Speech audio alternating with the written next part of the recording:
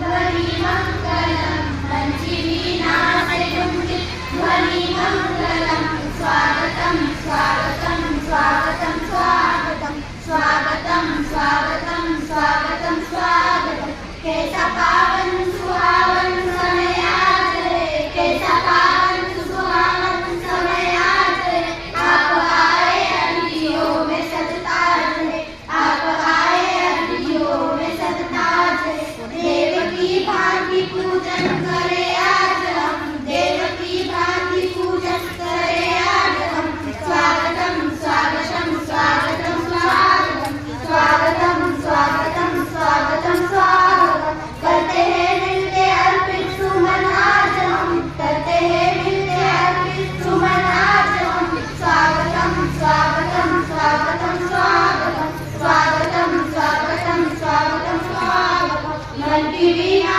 से गुंजित ध्वनि मंगलम मन की वीणा से गुंजित ध्वनि मंगलम स्वागतम स्वागतम स्वागतम स्वागतम स्वागतम स्वागतम स्वागतम स्वागतम हे महाराष्ट्रातील नव्हे तर भारताचे थोर देवंत अखंड परिश्रम करून शौर्य पराक्रम गाजून त्यांनी लोकांसाठी स्वतःचे निर्माण केले.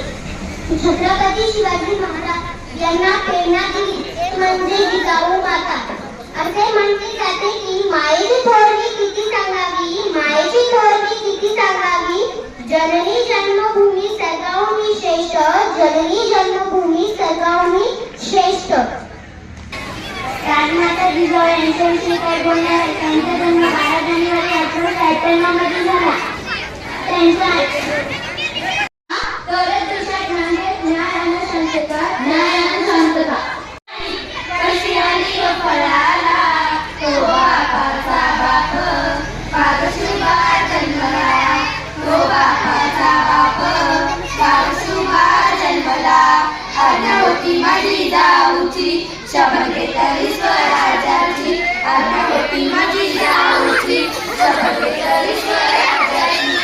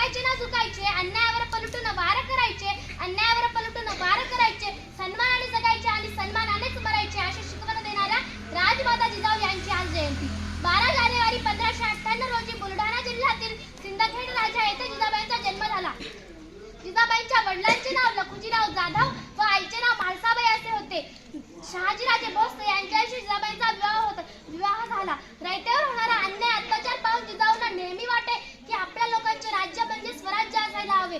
हिंदवी स्वराज्याचे तेजस्वी स्वप्न जिजाऊंनी पाहिले होते. त्यांनी पुत्र शिवबाला लहानपणापासून शौर्याच्या पराक्रमाच्या कथा सांगून घडवले.